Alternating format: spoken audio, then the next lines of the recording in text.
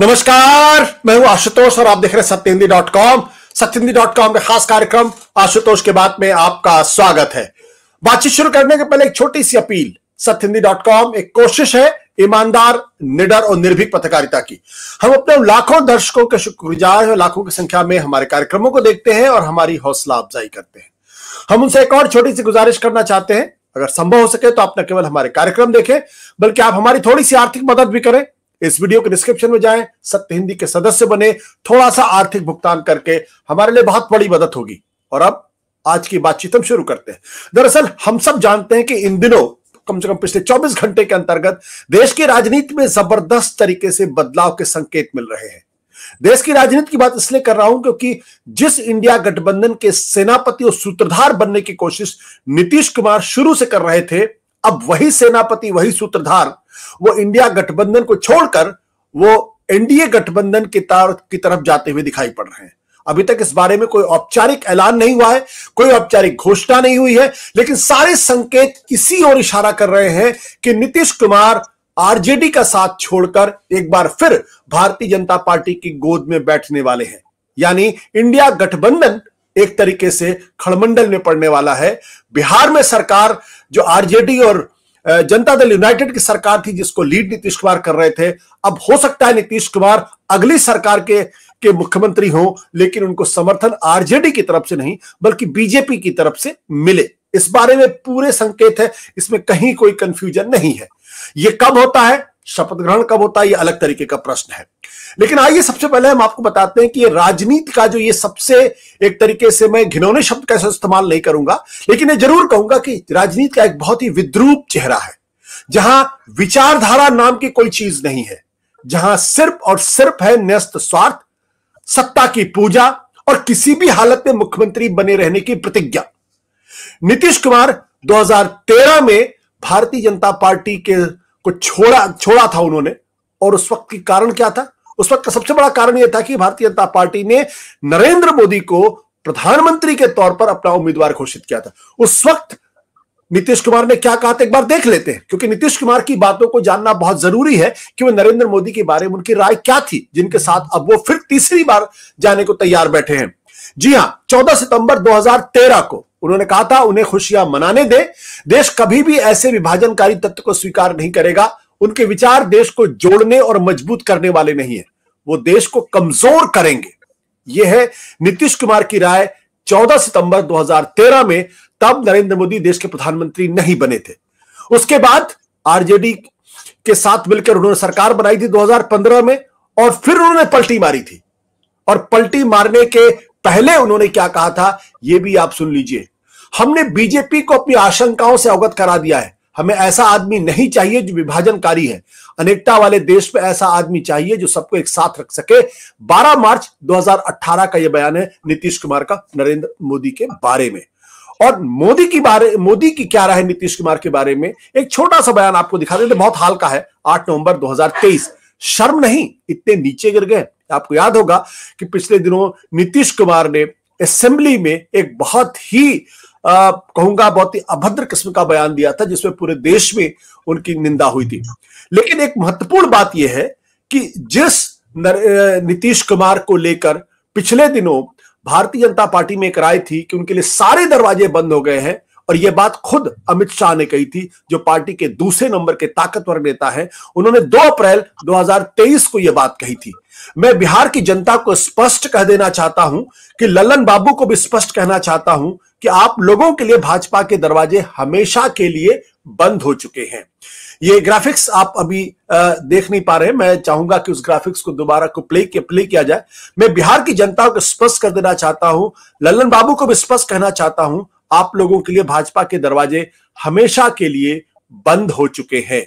यानी ये तकरीबन 8-9 महीने पहले की बातचीत है, और बीजेपी लगातार यह संकेत दे रही थी कि नीतीश कुमार के साथ अब आगे किसी तरीके का कोई गठबंधन नहीं करेंगे। तो ये वो स्थिति, ये राजनीति है कि जहां भारतीय जनता पार्टी नीतीश पर तगड़े हमले कर रही थी, नीतीश भारतीय जनता पार्टी पर तगड़े हमले कर रहे थे, एक दूसरे को विभाजनकारी और न जाने किन किन शब्दों का इस्तेमाल कर रहे थे। अब दोबारा आपस में गठजोड़ करेंगे सिर्फ और सिर्फ सत्ता के लिए, 2024 की जो लड़ाई है उसके लिए। और सोचिए कि जो नीतीश कुमार इंडिया गठबंधन के सेनापति बन रहे थे, सूत्रधार बन रहे थे, वो अपनी ही सेना को छोड़ के दूसरी तरफ जा रहे हैं। खैर, एक बार नजर डाल लेते हैं कि जो विधानसभा के अंदर क्या स्थिति है, ताकि स्थिति हमें बिल्कुल स्पष्ट नजर आए। दलगत स्थिति क्या है? RJD, BJP, Janata Dal United, Congress, left. RJD के पास इस वक्त 79 सीट्स है, बीजेपी के पास 78, जेडीयू के पास 45, कांग्रेस के पास 19, लेफ्ट के पास 16, हम के पास 4, एमआईएम के पास 1 और अन्य के खाते में 1। अब अगर बिहार में मोदी और नीतीश अगर साथ मिल जाते हैं, यानी बीजेपी और जेडीयू साथ मिल जाते हैं, तब यह आंकड़ा होता है बीजेपी 78, हम के 4 और 45 अगर इसमें जुड़ जाते हैं जनता दल यूनाइटेड, तो यह संख्या होती है 127, यानी 122 का आंकड़ा चाहिए बहुमत के लिए। तो 5 सीटें ज्यादा इनके पास आज की तारीख में हैं। उधर जब जेडीयू से जब जेडीयू निकल जाती है, तब क्या स्थिति होती है महागठबंधन में, तो उसको देखिए। आरजेडी 79, कांग्रेस 19, लेफ्ट 16, एमआईएम 1 और 1 अगर निर्दलीय को भी इनके साथ जोड़ने 1, तो हो जाता आंकड़ा 116 का। यानी ये बहुमत के आंकड़े से 6 पीछे है और वो बहुमत के आंकड़े से 5 आगे हैं। तो यह स्थिति आज की तरह। हमारे साथ इस वक्त संतोष सिंह जुड़े हुए हैं। संतोष सिंह जो वरिष्ठ पत्रकार हैं, बिहार के बहुत ही नामी पत्रकारों में उनका नाम है और इंडियन एक्सप्रेस के साथ जुड़े हुए हैं। उनका बहुत बहुत स्वागत है। और हमारे साथ यूसुफ अंसारी भी जुड़ गए। संतोष जी, आज की तारीख में जब मैं आपसे बातचीत करूं तो ये तो कंफर्म मान लेना कि अब नीतीश कुमार उधर जा रहे हैं, कोई कंफ्यूजन, कोई बचा तो नहीं है?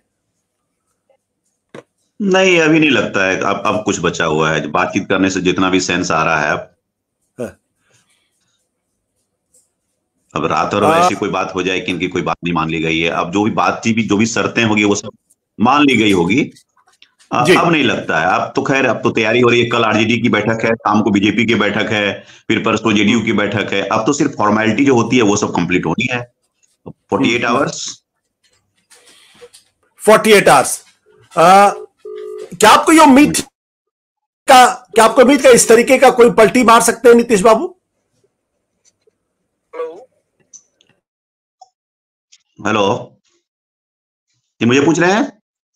जी, आपसे सवाल है। हाँ, मतलब ये चीजें तो चली रही थी ना, तो मतलब अभी लास्ट कहे कि 2 महीने से तो ये सेंस हो ही रहा था कि धीरे धीरे अब बीजेपी और जेडीयू अपने अपने तरह से डिसमिसिव थे इसके बारे में। लेकिन जो हिंट्स लग रहे थे, अब दीनदयाल उपाध्याय के फंक्शन में जाना, अटल बिहारी वाजपेयी का प्रेज करना, और जो अटैक जो बीजेपी पर था, इनका फ्रंटल अटैक, वो तब तक था जब तक कि कास्ट सेंसस वाली बात पर उनके सर्वे आया, तब तक था। लेकिन हाल के अगर 2 महीने से देखें तो उन्होंने एक तरह से एक फ्रंटल अटैक, कुछ ऑफेंसिव लॉन्च नहीं किया था। तो वो लग रहा था कि मतलब बातचीत चल रही है, लेकिन इतना जरूर था कि नीचे तक फिल्टर न्यूज नहीं किया था। टॉप लेवल पर बातचीत हो रही थी, मीडिया में आ रही थी। बीजेपी के एक बड़े नेता ने मुझको बताया कि अब हम लोगों को लगा कि मीडिया में जो चल रहा होता है वो सही ही होता है 70-80% में। हम लोग भले ही मीडिया के बारे में कुछ भी बोल दें, जो बातें चल रही होती है, क्योंकि आप लोग बहुत लोगों से बात करते हैं, तो बहुत लोगों से बात करके ये बात भी सही है। जिसे कि मैंने ही कहा कि भाई अब ये हो रहा है, तो सारी पार्टी के नेताओं से जब बात करने से ये सेंस मिला कि हो रहा है। आरजेडी का आज आपने देखा कि 2 फंक्शन में, एक फंक्शन में गए तो दूरी दिखी, नीतीश कुमार और तेजस्वी की दूरी देखी। तेजस्वी के चेहरे पर आप देख सकते हैं वो टेंशन दिख रहा था। गवर्नर के हाउस में एक कस्टमरी जो 26 जनवरी को हाई टी होता है, वहां मतलब एक गजब का दृश्य था। एक उनके नाम नेम प्लेट लगे हुए थे, डिप्टी सीएम की आए नहीं। कुछ देर के बाद अशोक चौधरी उस नेम प्लेट को हटाकर उसी कुर्सी पर बैठ जाते हैं, और अगल बगल में उनके बीजेपी के लीडर्स थे और उनके साथ उनकी कैमराडरी अब दिखने लगी थी। किसी ने पूछा कि अब तेजस्वी जी नहीं आए, तो बोला कि इसका जवाब वो खुद दे सकते हैं। मनोज झा ने फिर भी उसको अरेस्ट करने की कोशिश की कि मुख्यमंत्री को क्लियर कर देना चाहिए। फिर जेडीयू ने कहा कि भाई हमारी तरफ से कोई कंफ्यूजन नहीं है, कोई क्लियर नहीं है, Nitish Kumar is at the helm of affairs, कोई क्लैरिटी। तो अब सब तरफ से एक खाली स्टेटमेंट उमेश कुशवाहा का आया, जो जेडीयू के स्टेट प्रेसिडेंट हैं, कि हम अभी भी फॉर्मली हैं, लेकिन इंडिया ब्लॉक को इंट्रोस्पेक्ट करना चाहिए। तो उसमें मैं तुरंत कंफर्म करने की कोशिश की, जेडीयू के थोड़ा सा कैसी त्यागी से पूछा, तो उन्होंने हिंट दिया कि ऐसी कोई बात नहीं, बीच में अभी कुछ बार्गेनिंग का कुछ बचा हुआ होगा, तो एक स्टेटमेंट दिलवा दिया। It may be the technical part, but लेकिन अब नहीं लगता है कि अब ये बातचीत नहीं है, आगे की बातचीत हम लोगों को करनी चाहिए। I think it is as good as. But Santosh ji, आगे की बातचीत करने के पहले एक सवाल जो हमारे बहुत सारे दर्शकों के मन में होगा और जो इस कार्यक्रम को देख रहे होंगे, वो ऐसा कौन सा कारण था जिसकी वजह से नीतीश कुमार गठबंधन को छोड़ के गए? क्या उनको आरजेडी से कोई तकलीफ थी? क्या उनको तेजस्वी से कोई तकलीफ थी? क्या उनको इंडिया गठबंधन से कोई तकलीफ थी? जी, आरजेडी से तकलीफ नहीं थी इस बार। आरजेडी ने कोई रीजन, कोई अलाबाई नहीं दिया है, एक्सेप्ट एक इंस्टांस आप कह सकते हैं कि जहां इनको थोड़ा सा लग रहा था कि कोशिश हो रही है आरजेडी से हमारे यहां तोड़ने के लिए, जिसके कारण से ललन जी पर एक आरोप लगा कि आप आरजेडी के करीब गए हैं और वो नेशनल प्रेसिडेंट थे तो उनको हटाकर नीतीश कुमार खुद बने, तो आप मान सकते हैं। लेकिन आप उसके बाद जो है आरजेडी ने कोई, जितने भी एडमिनिस्ट्रेशन में इनको जितना जो जो विभाग चाहिए था वो विभाग दिया। अभी हाल में देखिए चंद्रशेखर से इनको थोड़ी सी, नीतीश कुमार को परहेज था तो उनके विभाग को चेंज करके आलोक मेहता को वहां डाल दिया।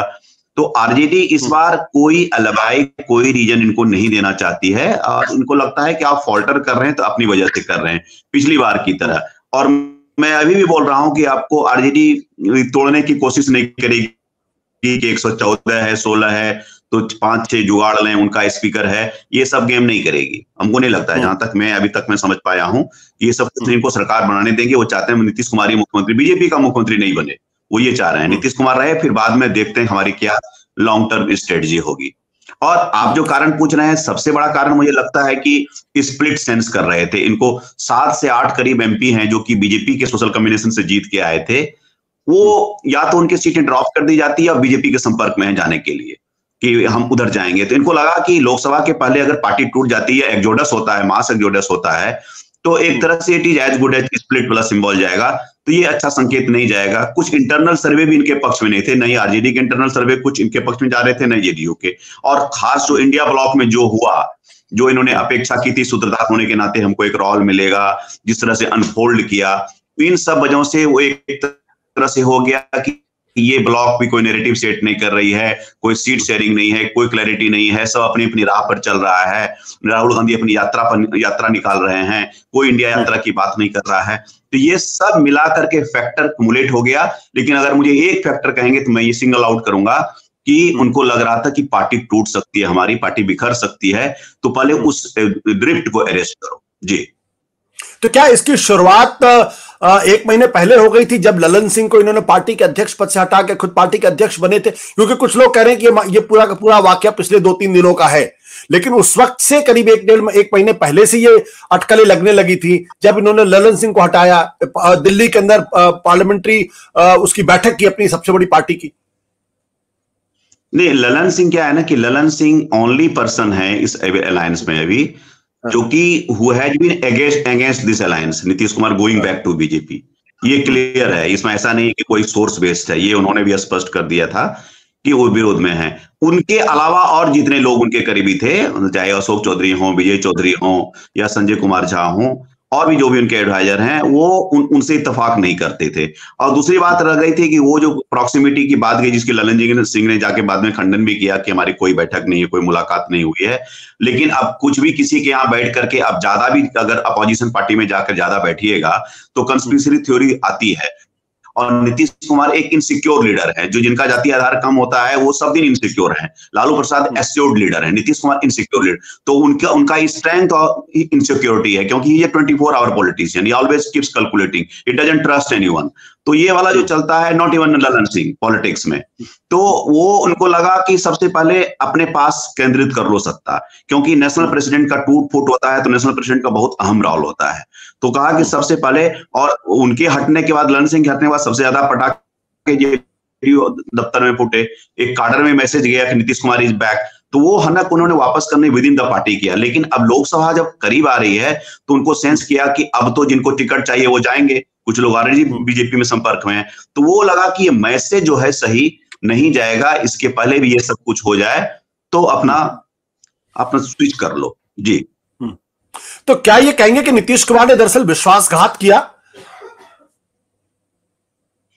मैं ये शब्द का इस्तेमाल नहीं करूंगा, पॉलिटिक्स में बहुत हैवी शब्द है, कौन विश्वासघात कर रहा नहीं कर रहा है। मैं ये बोलूंगा कि अगर नीतीश कुमार बीजेपी के पास जा रही है तो बीजेपी भी तो उससे बेनिफिट करेगी ना। आप we are not blaming BJP. RJD के पास गए तो आरजेडी को क्या हमने ब्लेम किया था? ठीक है, वो चीफ मिनिस्टर बनेंगे, अवसरवादी, अब जो आपका कहना है कह लीजिए।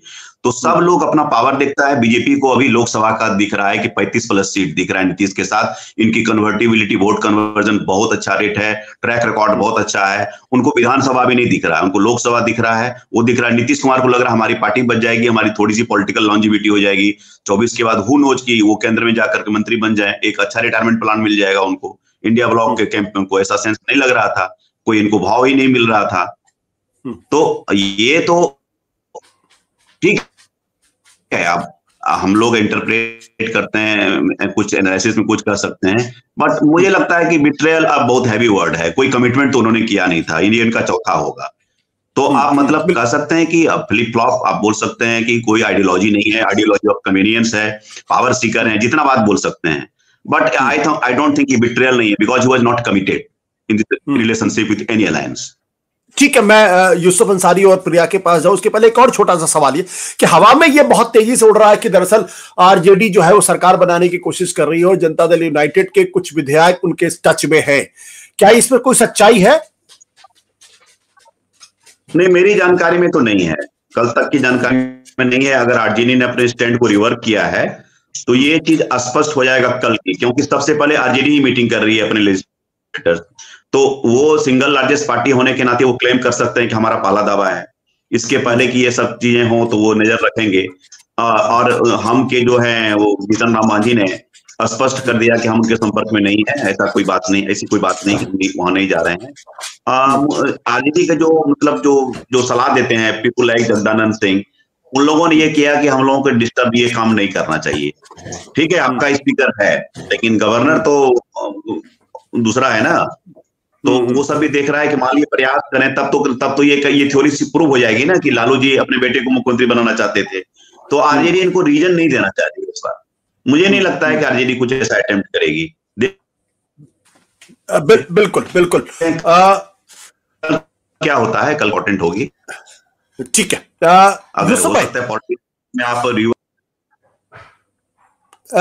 यूसुफ भाई, ये आपको उम्मीद थी कि ये नीतीश इस तरीके से पलटी मार सकते हैं? क्या आपको कहीं कोई अंदाजा था? आशु भाई, करीब 1 महीना पहले कांग्रेस के एक नेता ने हिंट किया था कि नीतीश कुमार पलटी मार सकते हैं, और उसकी वजह यह थी कि मेरी बहुत उनसे ऑफ द रिकॉर्ड बातचीत चल रही थी, और हमने पूछा उनसे कि भाई आप नीतीश कुमार को संयोजक कांग्रेस क्यों नहीं बनाती है, क्या प्रॉब्लम है उसमें? क्योंकि तो उन्होंने बताया कि नहीं, हमें प्रॉब्लम नहीं है, हम चाहते हैं नीतीश कुमार संयोजक बने, लेकिन प्रॉब्लम जो है दूसरे अलायंस के साथ है। ममता बनर्जी नहीं चाहती हैं, और कई नाम उन्होंने गिनाए कि साहब ये लोग नहीं चाहते नीतीश कुमार बने, कांग्रेस चाहती है, और कांग्रेस कोशिश भी कर रही है। खुद राहुल गांधी ने ममता बनर्जी से बात की, खड़गे जी ने बात की, लेकिन नहीं बने। फिर उन्होंने दबी जुबान में एक बात ये कही कि यूसुफ भाई के हमारे जो इंडिया अलायंस में जो घटक शामिल हैं, मतलब नीतीश कुमार है, ममता बनर्जी की पार्टी है, उद्धव ठाकरे हैं, कम से कम ये 3 लोग ऐसे हैं कि जिन पे विश्वास नहीं किया जा सकता है, क्योंकि इनका इतिहास बीजेपी के साथ रहा है, लंबा इतिहास रहा है। तो हम कैसे विश्वास करें कि साहब ये हमारे प्रति आके रहेंगे? कि नीतीश बाबू का तो अभी भी करियर नहीं कि साहब वो हम उन्हें संयोजक बना दें और कल वो फिर बैक टू पेविलियन हो जाए।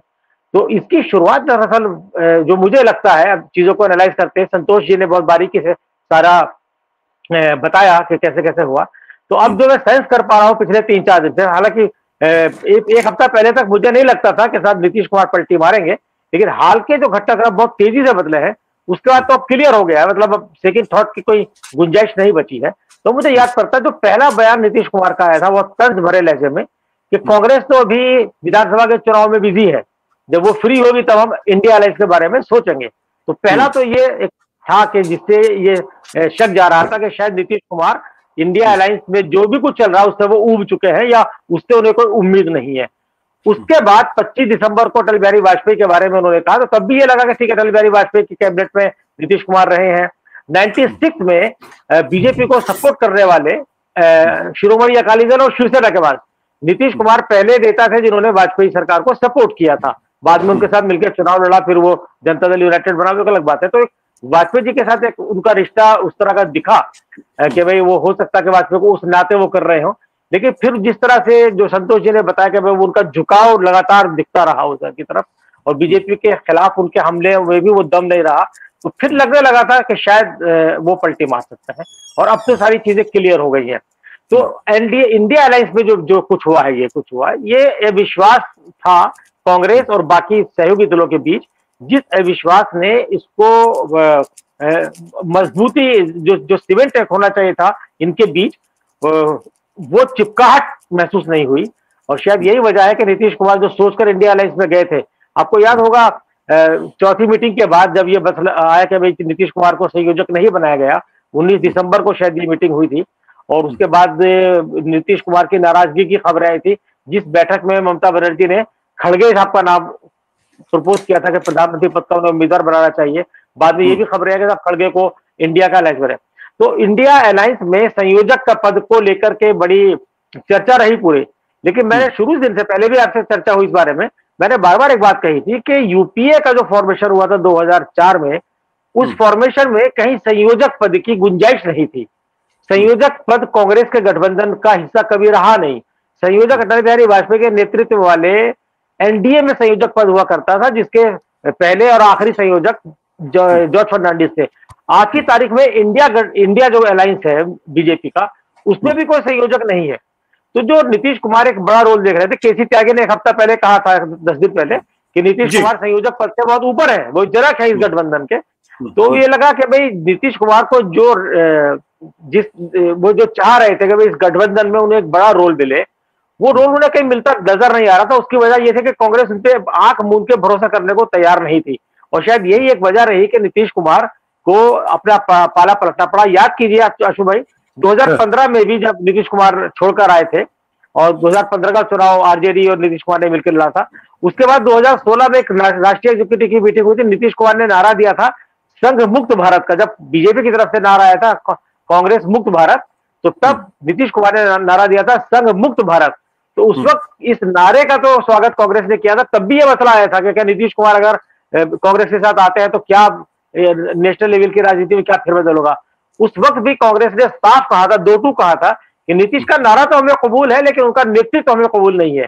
कांग्रेस एक बड़ी पार्टी है और कांग्रेस नहीं चाहती कि साहब वो जिस गठबंधन को हेड कर रही है, उस गठबंधन में कांग्रेस के बाहर का कोई भी नेता उतनी बड़ी भूमिका निभाए जो कांग्रेस के किसी भी बड़े नेता के से बड़ी भूमिका हो, वो कांग्रेस को बर्दाश्त नहीं है। ये एक, मुझे लगता है ये सबसे बड़ी वजह रही कि नीतीश कुमार ने देखा कि ना खुदा ही मिला ना विशाले सनम, ना इधर के रहे ना उधर के रहे, तो इसलिए उन्होंने लगा कि पलटी मारी जाए, जहां जो इज्जत मिल सकती है वो इज्जत ली जाए। बिल्कुल। प्रिया, ये एक स्टोरी मैंने कहीं पढ़ी, मुझे अच्छी तरीके से ध्यान नहीं पड़ रहा है, कि ये कहा गया कि पिछली जब मीटिंग हुई थी उसमें जब ये हुआ कि नहीं कन्वीनर बनाया जाए नीतीश कुमार को इंडिया गठबंधन की, तो उस वक्त ममता बनर्जी और अरविंद केजरीवाल ने एक तरीके से इनका विरोध किया। और जब ये प्रपोजल आया तो राहुल गांधी ने मना किया कि भाई इस बारे में भी कंसेंसस नहीं, इसलिए हम नीतीश जी को भी हम नहीं कर सकते, उनसे राय ले लेते हैं। और यह कहा गया दावे के साथ, दरअसल यह कारण था जिसकी वजह से नीतीश कुमार ने यह गठबंधन छोड़ा है। क्या आपको इस बारे में यकीन हो रहा कि यह कारण था, या जिसको संतोष जी कह रहे हैं कि पार्टी टूटने का खतरा था और पार्टी बचाने के लिए उनको उधर जाना पड़ा? आशुतोष, मेरे ख्याल में दोनों ही थे। मतलब थोड़ा बहुत तो उनको अपनी पार्टी बचानी ही होगी। मतलब जो मैं बिल्कुल उससे राजी हूँ, क्योंकि अगर पार्टी नहीं रही तो कहाँ गठबंधन, कहाँ पोजीशन के लिए फाइट करेंगे। तो एक तो ये पॉइंट था, पर उनको जो पद नहीं दिया उसको लेके भी वो काफी नाराज थे। और यूसुफ भाई, मैं आपको ये याद दिलाना चाहती हूँ, कांग्रेस के में नहीं हुए कन्वीनर का, लेकिन यूनाइटेड फ्रंट के टाइम जिसमें कांग्रेस पार्ट थी तो चंद्रबाबू नायडू थे कन्वीनर। उससे पहले एनटी रामाराव थे, जो पहला जो फ्रंट था नाम मुझे याद नहीं आ रहा। तो इसको लेके नीतीश कुमार को बहुत था, क्योंकि इंडिया अलायंस के गठबंधन के बारे में कि एक ऐसा गठबंधन होए जो हम ऑपोजिशन को इकट्ठा होना पड़े, सबसे पहले तो नीतीश कुमार ने ही शुरू किया था फोन मिलाना। ये सब मतलब ममता बनर्जी भी कर रही थी, वो इस तरफ से नीतीश कुमार भी काफी फोन घुमा रहे थे और लोगों को बुला रहे थे कि हमको कुछ बीजेपी के खिलाफ एक तरफ से गठबंधन करना चाहिए।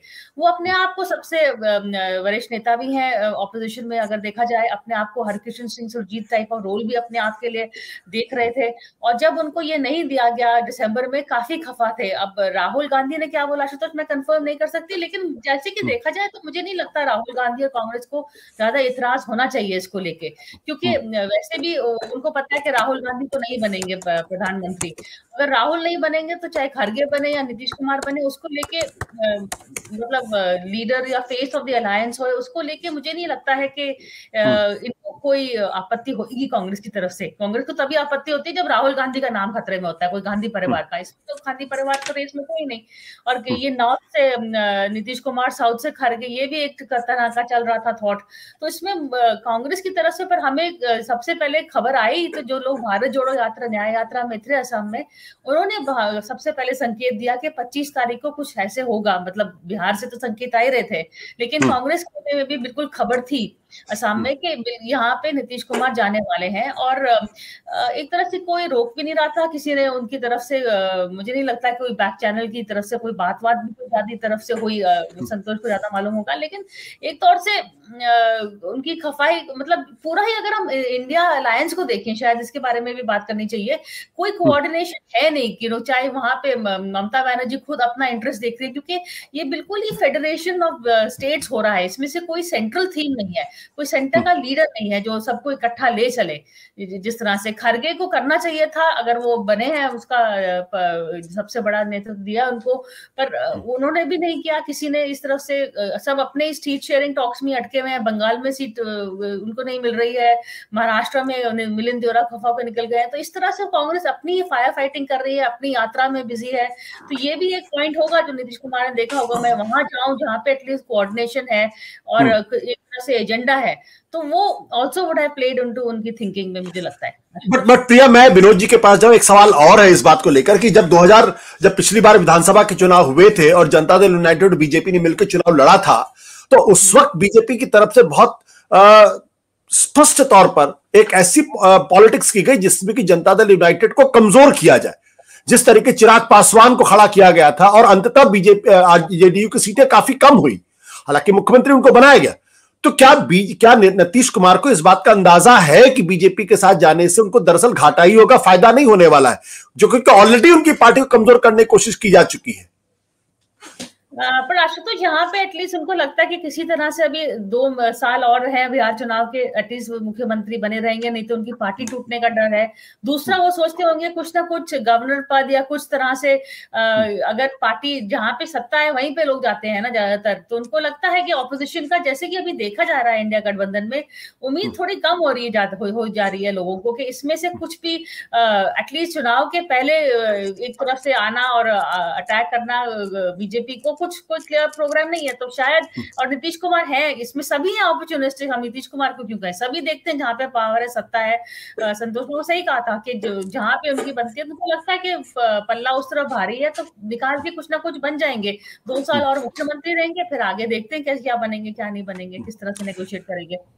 बट विनोद जी, क्या इस बात की गारंटी है कि बीजेपी इनको मुख्यमंत्री लोकसभा चुनाव के बाद ये बना के रखेगी? भाई, बीजेपी की आज की तारीख में जो कोशिश हो सकती है कि चलो पिछली बार हम 7 थे तो 40 में से 39 सीट जीत गए थे, बीजेपी 17 सीट जीत गई थी, तो वो अपने उस नंबर को इंटैक्ट करना चाहेंगे। लेकिन अगर एक बार लोकसभा में हो गया तो बीजेपी क्यों नीतीश कुमार को ढोएगी?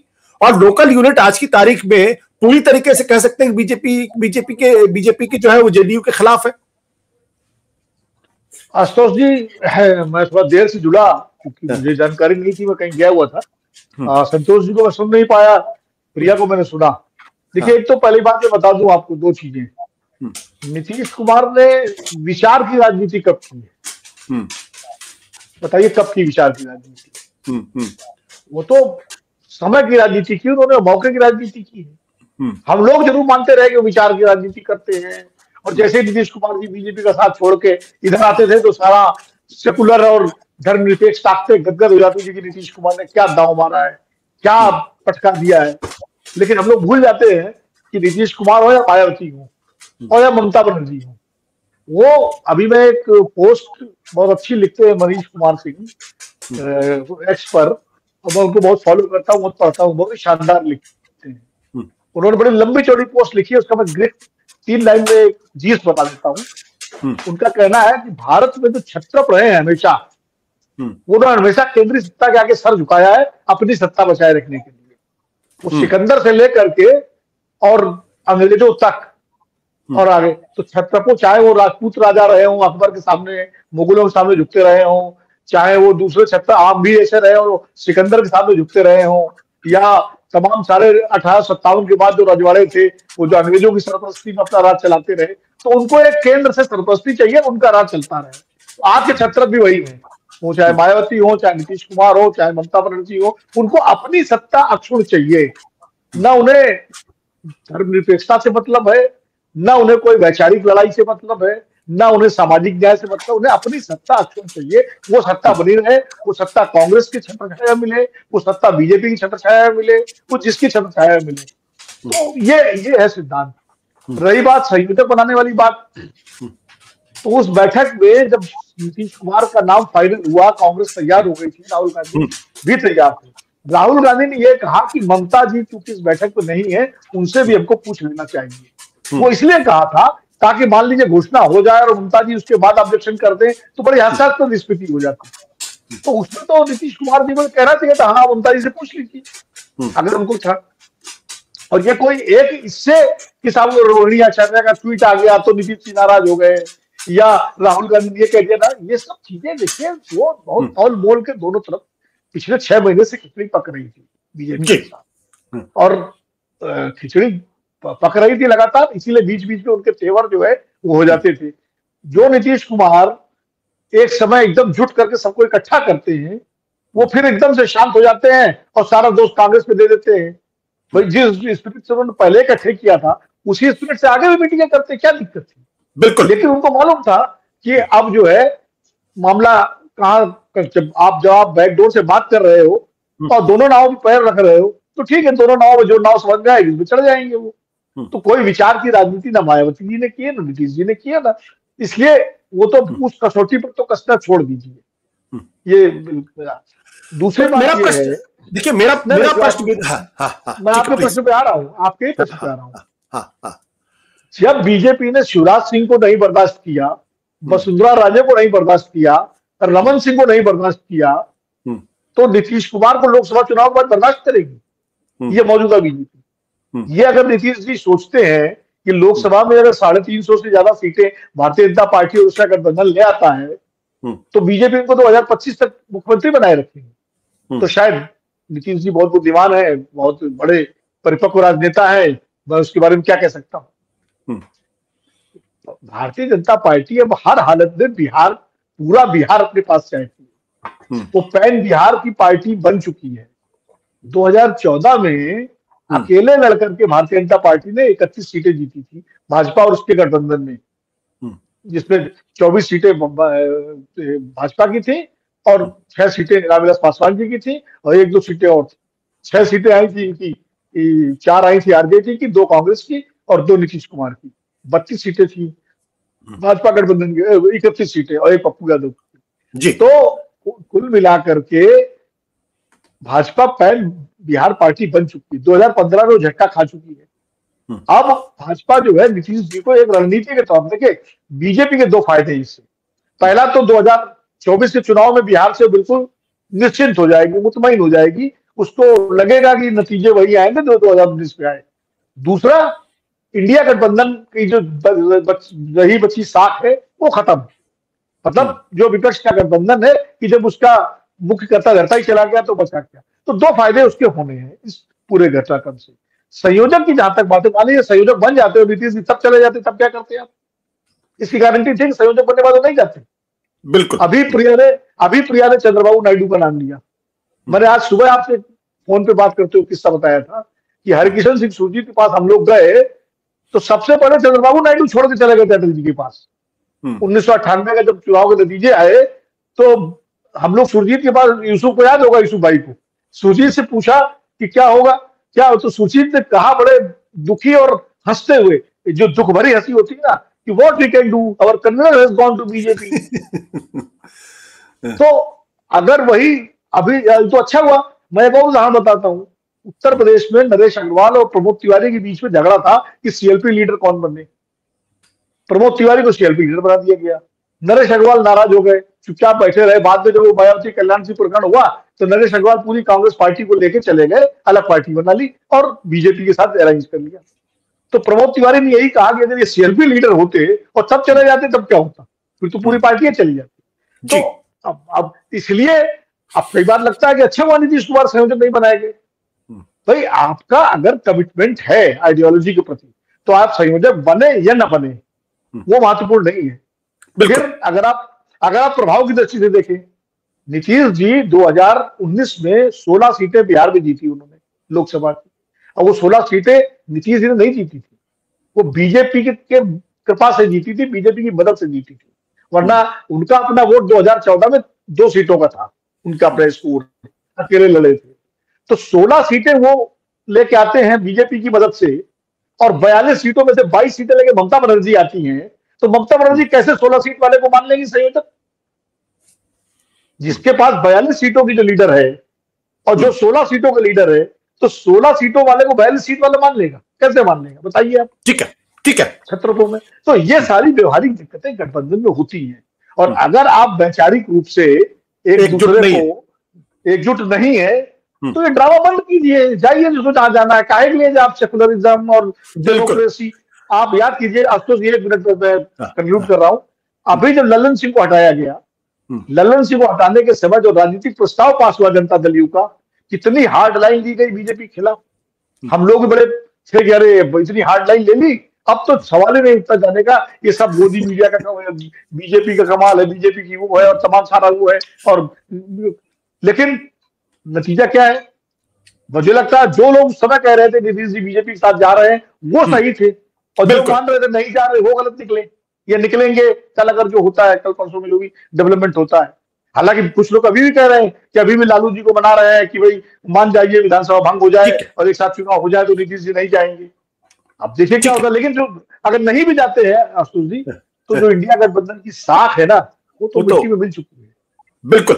संतोष जी, जो आज की तारीख में जो सबसे बड़ा प्रश्न है जो मैंने विनोद जी से पूछा था, जिसका उन्होंने जवाब देने की कोशिश की है, वो सवाल इसी बात को लेकर है, अब कितने दिन नीतीश की पॉलिटिक्स चलने वाली, कितने दिन जिंदा रहेगी उनकी पॉलिटिक्स? क्योंकि बीजेपी की अब महत्वाकांक्षाएं अब बहुत स्पष्ट है। उन्होंने बंगाल के अंदर कोशिश की, बीजेपी और अपने को काफी हद तक स्टैब्लिश कर लिया है। उसने असम के अंदर लगातार दूसरी बार अपनी सरकारें, ये वो जगह है जहां पे बीजेपी बिल्कुल नॉन एग्जिस्टेंट थी। तो बिहार में तो पिछले 20 सालों से वो लगातार नीतीश के साथ सरकार में है, क्यों वो नीतीश को बर्दाश्त करेंगे लॉन्ग टर्म में? देखिए 272 के आसपास अगर उनकी सीटें रहती है, सिंपल मेजॉरिटी रहती है सिर्फ, और नीतीश कुमार को अच्छा नंबर मिल जाता है, तब लोकसभा पोल के बियॉन्ड उनकी चीफ मिनिस्टरशिप की रहेगी लॉन्जिविटी। अगर बीजेपी 300 प्लस सीट लाती है, ऐसा नंबर को नीतीश जी का नंबर इनकंसिक्वेंशियल हो उनके लिए, तब अभी उनका ऑपरेशन है लोकसभा, अभी एकदम कंप्लीटली फोकस्ड है। इनको state unit completely dead against है, एकदम सहमत नहीं है। मोस्टली सबको कहा गया कि लोकसभा को सोचिए, हम अभी लोकसभा सोच रहे हैं, अभी वो डिस्कस भी नहीं करेंगे क्या करेंगे। उसके बाद एक प्लान जो बीजेपी इनको ऑफर कर सकती है ग्रेसफुल एग्जिट का, वो केंद्र में बुलाने के कर सकती है। इनको सेंट्रल मिनिस्टर का ऑफर देकर के आप केंद्र में आइए, आप अपना 2 डिप्टी चीफ मिनिस्टर ले लीजिए, जो हमारे साथ 2 डिप्टी सीएम और आप सीएम है कम होते हुए। और इतना तो तय है कि 2025 का चुनाव नीतीश कुमार के नेतृत्व में नहीं लड़ा जाना है बिहार में। आरजेडी कैंप में रहते तो भी नहीं होता, बीजेपी कैंप में भी तो भी नहीं होने वाला है, क्योंकि स्टेट यूनिट में डिसग्रंटलमेंट शुरू हो गया है। अंदही सेंट्रल लीडरशिप के डर से नहीं बोलेंगे। सबसे अधिक ज्यादा डर तो अभी सम्राट चौधरी को है। सम्राट चौधरी ने जो ग्राउंड बनाया था, एक घुमा भी था, जो एक क्रिएट किया था, अब लव कुश कॉम्बिनेशन में तो लव कुश दोनों तो नहीं रहेंगे, एक मुख्यमंत्री रहेगा, एक डिप्टी सीएम बनेगा। तो सबसे पहले तो जो हमको इमीडिएट जो घाटा दिख रहा है, उनको दिख रहा है बीजेपी कॉम्बिनेशन करेगी एक ईबीसी का। अभी जो नाम चल रहा है कि most probably Renu Devi deputy CM बन के रिटर्न हो। दूसरा डिप्टी सीएम अभी कंफर्म नहीं हुआ कौन बन सकते हैं, वो देखा जाएगा कि कौन नीतीश कुमार के साथ बढ़िया बेटर तालमेल। सुशील मोदी का भी नाम चल रहा है, तारकिशोर प्रसाद बने हैं, नित्यानंद राय हैं, सम्राट चौधरी खुद हैं, 4-5 नाम हैं। तो वो देखेगी कि एक अपर कास्ट का भी हो सकता है, विजय सिन्हा का भी नाम हो सकता है, वो सारे कॉम्बिनेशन। अभी इनका कंप्लीट फोकस है लोकसभा, साथ में चुनाव लड़ेंगे। और ये भी बात चल रही है कि इस बार हो सकता है नीतीश कुमार को इक्वल नंबर ऑफ सीट्स नहीं दे, क्योंकि जो एलायंस इनके बन चुके हैं पहले, जैसे उपेंद्र कुशवाहा है, चिराग पासवान है, मांझी जी आए हुए हैं, तो ये चल रही है कि हमको ज्यादा सीट दीजिए, आप कम सीटों पर लड़िए, हम इनको भी एकोमोडेट करना है। तो अब क्या किस टर्म पर राजी हुआ है? अब एक जेडीयू नेता से बात कर रहे थे, वो शाम तक मुझे कह रहे थे कि नहीं, साइमल्टेनियस पोल्स हम लोग करवाएंगे, राजी हो गया है। तो मुझे नहीं लगता है कि स्टेट यूनिट से बात करके मुझे सेंस आया है कि साइमल्टेनियस पोल्स के लिए बीजेपी कभी राजी नहीं होगी। ओह, लगता है संतोष जी से हमारा संपर्क पूरी तरीके से टूट गया है। यूसुफ भाई, आपको नीतीश का भविष्य क्या दिखाई पड़ता है आज की तारीख में? जी नहीं, मैं संतोष जी की इस बात से मैं सहमत हूं कि अगर बीजेपी, जैसा कि बीजेपी संतोष जी आगे तो एक बार आप संतोष जी अपनी बात पूरी कर लीजिए, फिर मैं यूसुफ जवाब दीजिएगा। हाँ, आपका कुछ सप्लीमेंट्री क्वेश्चन है, तो मैं चूंकि बीच में वो ये ब्रेक हो गया तो मैं समझ नहीं पाया, फिर इस पर कुछ सप्लीमेंट्री हो तो पूछ लीजिए। जो आप अपनी बात को कंप्लीट कर ले, मैंने और कोई सवाल आपसे नहीं पूछा था। हाँ नहीं, मैं वही कह रहा हूँ ना कि अभी वही सिर्फ कंप्लीटली के बारे में सोच रहे हैं। अभी एक चल रही है कि क्या बीजेपी ने जो जेडीयू की शर्त थी, one nation one election simultaneous polls को, क्या इसको मान लिया है? ये हमारे लिए अभी भी क्यूरियोसिटी का विषय है, क्योंकि अभी तो अब होना होगा तभी डिजॉल्व करने की बात नहीं। अभी तो वो एक सिंपल रूप से रिजाइन करेंगे और फिर वो नंबर लेकर के जाएंगे, वो एक डेढ़ महीना के बाद डिजोल्यूशन की बात, वो बात की बात आएगी। तो मैं ये समझना चाह रहा हूं कि अगर ये होगा तो एक तरह से राजनीतिक गलती होगी बीजेपी की तरफ। क्यों ये चाह रहे हैं कि हमारी पार्टी के मान लीजिए 45 से फिर 70 हो गया, तो 70 हो गया तो पार्टी रिवाइव हो गया, फिर 5 वर्ष के लिए फिर से एक बड़े फोर्स के रूप में, राजनीतिक फोर्स में। तो क्यों लगेगा कि बीजेपी हमारी इतने स्टेट यूनिट इतना मेहनत करती है, इतना स्ट्रांग कर रही है, फिर इसी आदमी को मुख्यमंत्री बनाने के लिए? तो मुझे लगता है कि इनकी पॉलिटिकल लॉन्जिविटी बिहार की पॉलिटिक्स में अब मैं 6 मंथ से ज्यादा नहीं देख रहा हूं। ही माइट, जहां तक मैं समझ पा रहा हूं, इनको केंद्र में बुला लिया जाएगा। अब बीजेपी कहेगी अब हमको आप बिहार दे दीजिए, अब आप सेकंड पार्टनर के रूप में, अलायंस पार्टनर के रूप में रहिए, आपकी पार्टी रहेगी, आपके 2 डिप्टी सीएम ले लीजिए। ये मुझे प्रैक्टिकल लग रहा है बीजेपी के जो प्रैग्मेटिक पॉलिटिक्स में, ये मुझे लग रहा है कि यही हो सकता है।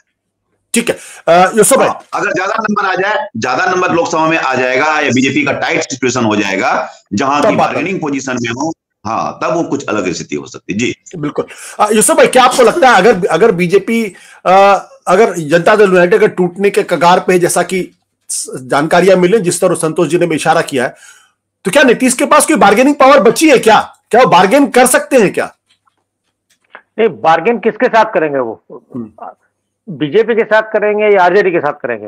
देखिए, जब ललन सिंह जब तक वो थे, तब तक ये लगातार चर्चा चल रही थी कि साहब उनका आरजेडी की तरफ झुकाव ज्यादा है और वो पार्टी तोड़ सकते हैं।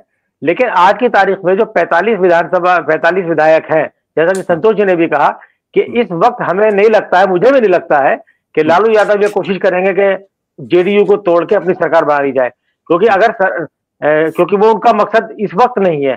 क्योंकि तेजस्वी यादव ने बहुत ही मेहनत के साथ अपने विरासत को आगे बढ़ाया है, अकेले दम पर उन्होंने अपनी पार्टी को मजबूत किया है, तो वो तोड़फोड़ करके उसको गंवाना नहीं चाहेंगे, अपनी साख को गंवाना नहीं चाहेंगे, और ये इल्जाम अपने सर नहीं लेना चाहेंगे।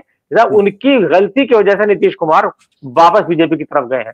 तो मुझे उस चीज की तो गुंजाइश नहीं लगती, ना स्वतः टूट की गुंजाइश मुझे लगती है जेडीयू में, क्योंकि अगर जेडीयू वाले टूट के करेंगे क्या भाई? सत्ता में बने रहने के लिए तो सत्ता में तो नीतीश के साथ भी बने हुए हैं। लेकिन जो संतोष जी ने बात कही है वो बात महत्वपूर्ण है। मुझे खुद ऐसा लगता है कि या तो बीजेपी और नीतीश कुमार के बीच अभी ये डील हो गई है कि लोकसभा चुनाव के बाद नीतीश कुमार का फ्यूचर क्या होगा।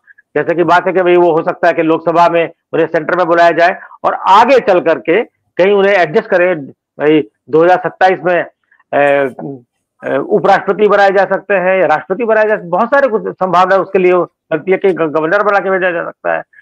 लेकिन बीजेपी का जो अब तक का इतिहास रहा है वो ये रहा है कि जिस पार्टनर के साथ उसने किसी स्टेट में अपने पोजीशन मजबूत की है, बाद में उसे इरेलेवेंट कर दिया है। जैसे असम में असम गण परिषद के साथ मिलकर बीजेपी ने अपनी जगह बनाई, बाद में असम गण परिषद वहां की राजनीति से गायब हो गए। वो खेल पिछले विधानसभा चुनाव में बीजेपी नीतीश कुमार के साथ खेल चुकी है। कहा नीतीश कुमार करीब 100 सीटों पर हुआ करते थे और वहां वो आधी सीटों पर आए, लेकिन मुख्यमंत्री सिर्फ इसलिए बनाया कि नीतीश के चेहरे पर चुनाव लड़ा गया था। और अब जो जिस तरह का रिजनमेंट बीजेपी में दिख रहा है नीतीश कुमार को लेकर के बीजेपी की यूनिट में, तो वो आलाकमान नहीं चाहेगा। और ये बात सही भी है कि बीजेपी कोशिश कर रही है अपने आप को मजबूत करने के लिए, उसे बीजेपी को अपना मुख्यमंत्री हर राज्य में चाहिए, तो नीतीश कुमार को वो क्यों ढोएंगे। तो ये नीतीश कुमार तो सारी चीज समझ रहे होंगे। अब नीतीश कुमार की क्या मजबूरी है कि साहब इस तमाम सिचुएशन में वो बीजेपी के पास वापस जा रहे हैं, जबकि उन्हें मालूम है कि उनका फ्यूचर क्या होने वाला है। तो मुझे लगता है कि नीतीश कुमार ने कंप्रोमाइज कर लिया अपनी सिचुएशन से। वो समझ गए हैं कि बिहार की राजनीति में अगर उन्हें बहुत लंबे टाइम तक अब नहीं रहना है, और किसी और को, क्योंकि यहाँ भी चर्चा ये थी कि हो सकता है कि अगले विधानसभा चुनाव के बाद नीतीश कुमार बिहार की कमान तेजस्वी को सौंप दे और खुद केंद्र की राजनीति में आ जाए। तो जब उन्हें इंडिया गठबंधन किसी भी सूरत में सेंटर की में आता हुआ नहीं दिख रहा है, तो उन्हें अपनी भूमिका बीजेपी के साथ नजर आ रही है। तो मुझे लगता है कि ये बहुत कुछ जो देर हो रही है, जो अभी हम कहे कि 2-3 दिन है, इसमें कुछ बार्गेनिंग होगी नीतीश कुमार और बीजेपी के बीच में, उसमें चीजें क्लियर हो जाएगी। लेकिन मुझे लगता है कि बहुत लंबे समय तक नीतीश के हाथ में बिहार की बागडोर नहीं रहेगी। बिल्कुल। प्रिया, जो मैं लॉन्ग टर्म में जो मैं देख पा रहा हूं, मुझे ऐसा लगता है इसे जेडीयू कहीं ना कहीं डेसिमेट होती हुई दिखाई पड़ रही है। आप इससे सहमत हैं? बिल्कुल, चाहे वो इंडिया अलायंस के साथ रहें या चाहे बीजेपी के साथ जाए, जेडीयू का उनके साथ का ज्यादा मुझे नहीं लगता है लॉन्ग टर्म। बिकॉज जैसे कि यूसुफ भाई ने कहा, मैं उससे बिल्कुल सहमत हूँ कि चाहे वो अगर यहाँ भी रहे, अगली बारी तेजस्वी यादव ही मांगेंगे मुख्यमंत्री का पद, अगर कुछ तरह से इस तरह का अलायंस हुए।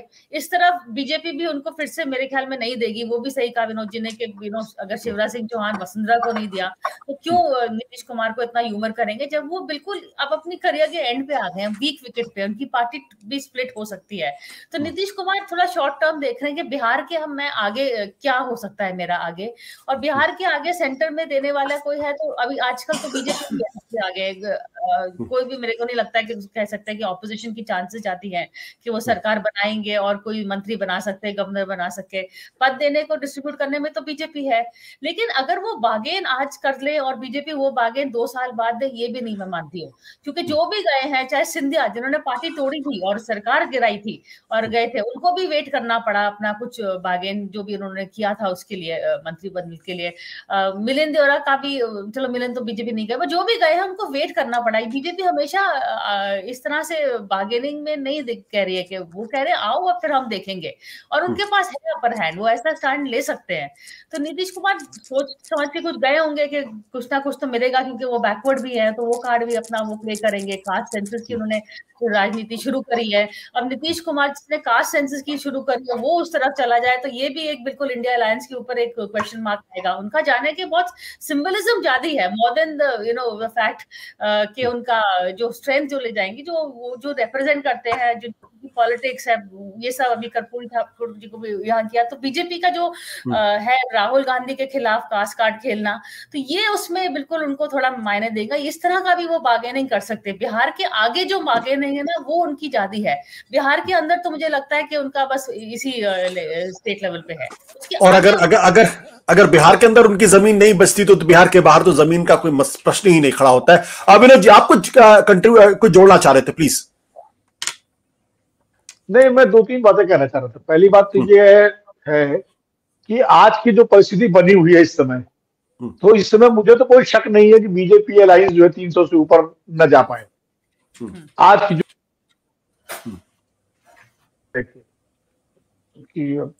जी विनोद जी, कल तक या परसों तक मैं अपने को भ्रम में रख रहा था, लेकिन आज जो स्थिति बन गई, ममता बनर्जी और नीतीश कुमार जी के महान धर्मनिरपेक्षता के बाद जो है, मैं वो किसी भ्रम में नहीं हूं कि बीजेपी का गठबंधन 300 न क्रॉस करे।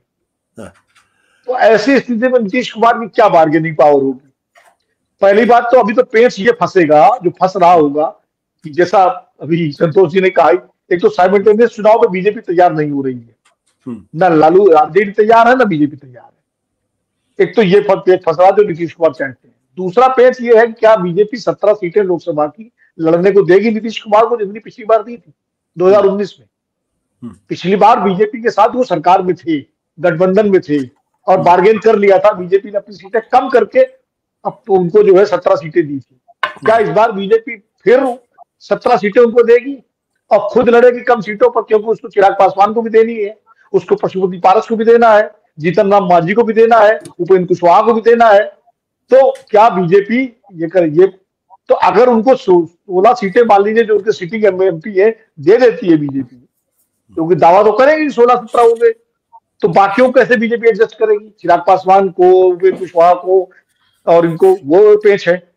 दूसरा पेच ये है कि भारतीय जनता पार्टी के बारे में जैसे अभी प्रिया ने भी कहा कि अभी वो हो सकता है सारे वादे कर दें कि हाँ ठीक है, क्योंकि मुझे किसी ने बताया कि शायद उप प्रधानमंत्री का भी एक मामला है कि अगर लोकसभा चुनाव के बाद उनको सेंटर लाया जाए तो केंद्रीय मंत्री के साथ साथ डिप्टी प्राइम मिनिस्टर बनाया जाए, ताकि एक ऑनरेबल एग्जिट हो कि मोदी सरकार में उप प्रधानमंत्री हो नीतीश कुमार।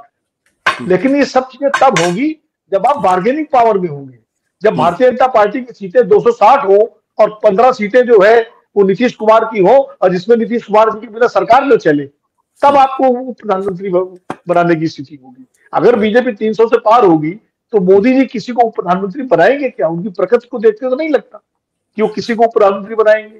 वो अटल जी वाली बात तो है नहीं, और अटल जी ने भी पहले नहीं बनाया था, अडवाणी जी को कितने दिन बाद बनाया था, हम लोगों को मालूम है। वो भी अडवाणी जी को बनाया था, उन्होंने अपने किसी साथी को नहीं बनाया था, और उन्होंने बहुत प्रेशर डालना पड़ा था अडवाणी जी को, जॉर्ज फर्नांडिस को नहीं बनाया था। ज्यादा से ज्यादा उनको एनडीए का कन्वीनर बना सकते हैं मोदी जी। अभी जो एनडीए है मौजूदा, उसमें लाके उनको संयोजक बना दे कि आपकी संयोजक बनने की बड़ी इच्छा थी, उधर नहीं बनना, यहाँ बना देते हैं, तो बने रहिए संयोजक।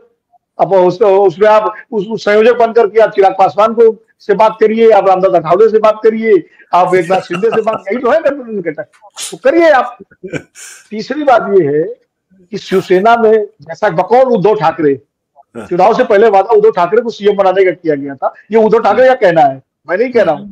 उद्धव ठाकरे ने इसी बात पर तो शिवसेना और बीजेपी अलग हुई कि उद्धव ठाकरे का कहना है कि बंद कमरे में उनसे बीजेपी ने वादा किया था कि उनको मुख्यमंत्री बनाया जाएगा, लेकिन जब नंबर आ गए तो मुख्यमंत्री पद नहीं मिला उद्धव ठाकरे, तो उन्होंने गठबंधन तोड़ा। तो ऐसी स्थिति में नीतीश जी को अगर लोकसभा चुनाव के बाद बीजेपी कहती सेंटर आएगी तो क्या गठबंधन तोड़ने की स्थिति में होंगे वो? अब किसके लिए तोड़ेंगे, कहां से तोड़ेंगे? तो मुझे लगता है कि नीतीश जी को सिर्फ और सिर्फ अब जेडीयू की चिंता नहीं है, उनको चिंता है अपने राजनीतिक भविष्य की, कि किस तरह से उनके आगे के 5 साल 10 साल जो भी सक्रिय राजनीति के उनके बचे हुए हैं, उनमें वो कहीं ना कहीं किसी अच्छे पद पर स्थापित हो। और एक बात और कह दूं कि सतपाल मलिक के अनुभव के बाद मोदी जी किसी समाजवादी पृष्ठभूमि वाले को बड़ी जिम्मेदारी तो देने से रहे। विनोद जी, आपने ये उदाहरण देके पूरी बातचीत ही को खत्म कर दिया है और लिख दिया कि दरअसल नीतीश कुमार का आने वाले दिनों में क्या भविष्य होने वाला है। बिल्कुल बड़ी दिलचस्प बात है, क्योंकि नीतीश कुमार इस देश के एक बड़े नेताओं में से उनका शुमार होता था और लगातार 18 साल आप देखिए 2005 के बाद से वो मुख्यमंत्री की कुर्सी पर बने रहे, बीच का अगर कुछ समय को छोड़ दिया जाए, और उसके बाद भी अगर उनकी पार्टी आज की तारीख में बिहार की मजबूत पार्टी में से नहीं गिनी जा रही है और वो टूटने के कगार पर दिखती है और लगातार कमजोर होती जा रही है, तो इसके लिए खुद नीतीश कुमार को अपने आप को जिम्मेदार ठहराना पड़ेगा। 3 बार अगर आप गठबंधन छोड़ के दूसरों के साथ जाते हैं, तो चाहे आप बीजेपी के साथ जाएं, चाहे आप आरजेडी के साथ जाएं, भरोसा तो कोई अब नीतीश के साथ नहीं करेगा। और ये जो अविश्वास है, यही शायद नीतीश के आने वाले दिनों में उनकी राजनीति को एक ऐसी दिशा में ले जाएगा जहां से उनकी वापसी बहुत मुश्किल दिखाई पड़ेगी। वैसे तो भविष्य में कुछ भी हो सकता है, राजनीति कोई भी करवट ले सकती है, किसी का भी करियर बहुत आगे जा सकता है, किसी का बहुत नीचे जा सकता है, लेकिन आज जो दिखाई पड़ रहा है वो बिल्कुल स्पष्ट है। यानी कहीं ना कहीं नीतीश कुमार के लिए बीजेपी के साथ जाने के बावजूद भी रास्ते बंद होते हुए ही दिखाई पड़ रहे हैं। बहुत बहुत शुक्रिया, धन्यवाद, नमस्कार इस पूरी बातचीत में शामिल होने के लिए।